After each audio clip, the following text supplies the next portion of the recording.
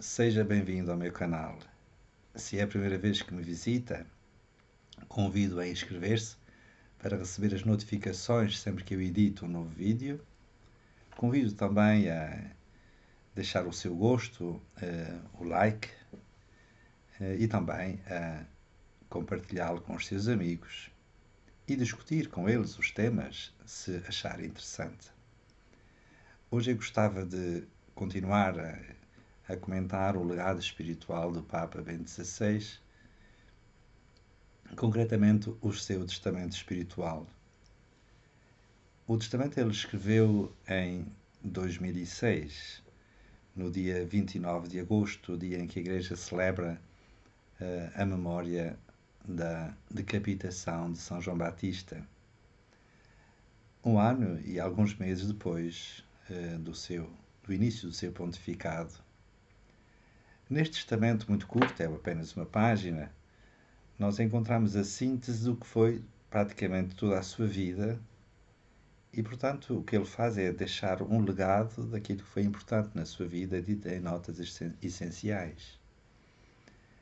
Neste testamento, ele deixa uma mensagem, ou duas mensagens, se quisermos. Uma dirigida ao povo de Deus em geral e a outra dirigida aos teólogos, dos quais ele fazia parte. Porque, na realidade, Bento XVI foi sempre um teólogo, assumiu-se sempre como tal. Ele conta mesmo que acedeu aos convites que lhe foram feitos pelo Papa para ser bispo, cardeal, de prefeito da Congregação da Doutrina da Fé, etc., sob a condição de que o deixasse escrever os seus livros, porque ele gostava de escrever. Era um teólogo por excelência, e mesmo como Papa, e Papa emérito, continuou sempre a escrever. A sua última obra foi a trilogia sobre Jesus Cristo, Jesus de Nazaré. Portanto, dirige também neste testamento espiritual aos teólogos. Mas hoje eu vou comentar apenas a primeira parte da mensagem dirigida ao povo de Deus em geral, e em que ele diz uma simples mensagem, concretamente esta: não vos deixeis adormecer, permanecei atentos, despertos. Por que é que ele faz esta recomendação? Esta recomendação, aliás, já se encontra no Evangelho. Estamos vigilantes, despertos, não nos deixemos adormecer. E Jesus diz no Evangelho que temos de estar despertos porque nós não sabemos, comparando, por exemplo, o dono de uma casa, a que horas virá o ladrão. Mas é particularmente numa bela parábola das das 10 virgens, das quais 5 são prudentes e 5 são imprudentes. E as virgens prudentes são aquelas que aguardavam nas núpcias, segundo os costumes em Israel, aguardavam a vinda do seu esposo durante a noite e mantinham sempre as suas velas, as suas candeias acesas, e não se deixava adormecer, mantendo sempre o azeite nas suas lâmpadas, mantendo-as acesas, à espera do esposo. As outras deixaram-se adormecer e não tinham azeite suficiente. Quando veio o esposo, as prudentes é que entraram na sala do banquete. Com isto, nós somos convidados, segundo esta parábola de Jesus no Evangelho, a mantermos vigilantes, a mantermos sempre a nossa lâmpada da fé acesa. E esta parábola é particularmente importante nos dias de hoje, nas trevas em que estamos envolvidos, de muitos erros, de muitas ideologias. Vivemos realmente numa época de grande escuridão, podemos assim dizer, não é? Até porque há determinadas correntes filosóficas que desacreditam a capacidade de a razão humana alcançar a verdade. Ora, a verdade é que nos ilumina, a verdade é que nos liberta. Por isso, o Papa Bento XVI, iluminado, atento às palavras do Evangelho, convida o povo de Deus em geral a não se deixar adormecer, a permanecer desperto, vigilante. Quais seriam aquelas ideologias ou doutrinas que o povo de Deus deve estar atento, não se deixar enredar nessas doutrinas que se aparentam modernas, luminosas, mas que contêm em si um veneno que, no fundo, mata.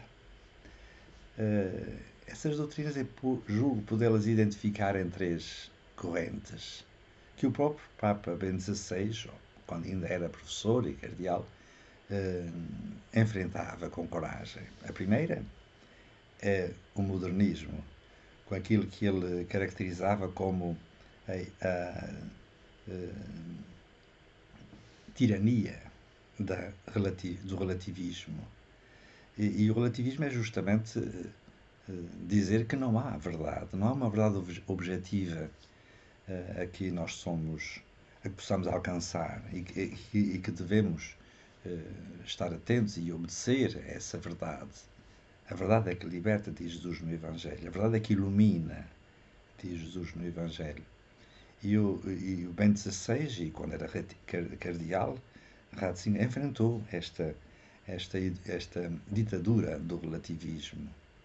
Aliás, o Papa João Paulo II também enfrentou esta ditadura do relativismo, tanto do ponto de vista moral como do ponto de vista teorético, em dois textos importantes, duas encíclicas, uma sobre a moral, Splendor Veritatis, outra sobre a razão, Fides et Ratio, a possibilidade da razão alcançar a verdade. E estas duas encíclicas de João Paulo II tiveram também o contributo decisivo do cardeal Ratzinger.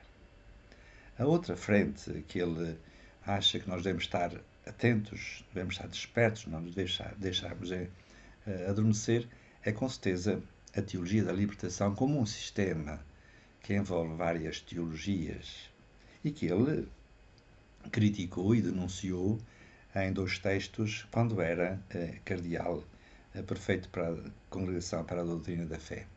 E ele não criticava a teologia da libertação, não criticava a referência aos pobres, mas sim a ideologia que estava por trás, que era a ideologia da luta de classes de Karl Marx e do comunismo em geral. Porque os pobres a que se refere a teologia da libertação não se identificam necessariamente com os pobres do Evangelho. Jesus tem uma palavra nas bem-aventuranças em que diz: bem-aventurados os pobres, porque é deles o reino dos céus. Os pobres da teologia da libertação, ou das teologias da libertação, porque há várias formas, são os oprimidos, aqueles que se consideram como tais. E assim a luta de classes está entre o oprimido, que é o pobre, e o rico, que é o opressor, o oprimido, que é o trabalhador ou o operário, e o opressor, que são os patrões. E esta luta de classes é incompatível com o Evangelho. Daí a crítica que ele faz à teologia da libertação e como ela hoje em dia está divulgada em todo o mundo e na própria Igreja. Aliás, o Pacto das Catacumbas, a máfia de Sangala tinha como objetivo combater o cardeal Ratzinger, porque ele era contra esta modernização da Igreja. E a outra frente, a terceira, é aquela que hoje está a acontecer no caminho sinodal. Sobretudo no caminho que o caminho sinodal está a percorrer na Alemanha, em que o que se propõe, mesmo em recentes tomadas de posição do caminho sinodal na Alemanha, é uma protestantização total da Igreja ou uma total modernização. Por isso, nós temos de estar atentos a isso. E também, no próprio caminho sinodal que o Papa Francisco propõe, e no documento que saiu do Vaticano para a quarta fase, a fase mundial do caminho sinodal, é qualquer coisa que nos deixa surpreendidos. Nunca se constou que saísse do Vaticano um documento daquele género, em que fala no sonho de Deus, na tenda que se alarga e onde pode, ninguém é excluído, e entram os católicos praticantes, os não praticantes, os cristãos, os das outras religiões, os homens de boa vontade e até os ateus. Quer dizer, o caminho que a Igreja seria convidada, ou é convidada, neste caso, a percorrer, seria a sua própria ou protestantização ou dissolução na mentalidade do mundo. São riscos, são frentes de combate, digamos assim. O ser cristão é um combativo, não combate contra os outros, mas combate, como diz São Paulo, combati o bom combate, permaneci, conservei a fé. E quando o Papa Bento XVI nos diz: estai atentos, não vos deixeis adormecer, é para nos deixarmos embrulhar nestas ideologias, nestes caminhos que são propostos, aparentemente muito interessantes, muito modernos, mas que têm um veneno escondido, porque é, no fundo, ou a protestantização ou a mundanização da própria Igreja, que deixa de ser ela própria. O historiador italiano Roberto Di Mattei recentemente escreveu um texto em que ele dizia: se a Igreja renuncia a evangelizar o mundo, que no fundo seria a proposta do Evangelho, fazei discípulos de todos os povos, fazei meus discípulos de todos os povos, anunciai o Evangelho, etc. Se a Igreja renuncia a evangelizar o mundo mundaniza a própria Igreja. Por isso esta exortação do Papa Bento XVI no seu testamento espiritual é muito lúcida e toca o fundo da questão a que nós somos hoje chamados a estar atentos, a nos deixarmos adormecer.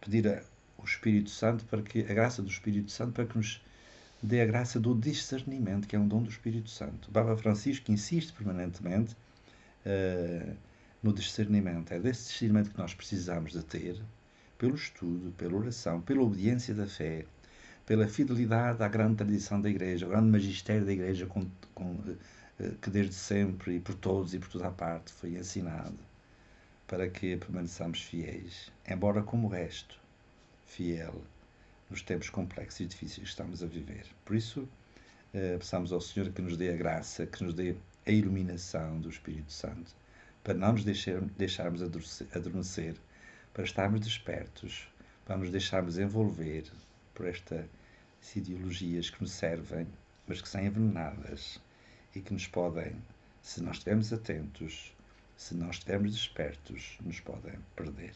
Peçamos ao Senhor esta graça e este é um contributo para que nós possamos estar atentos, não nos deixarmos adormecer, sejamos fiéis. Agradeço a sua atenção. Espero encontrá-lo numa próxima oportunidade. Vá com a bênção de Deus.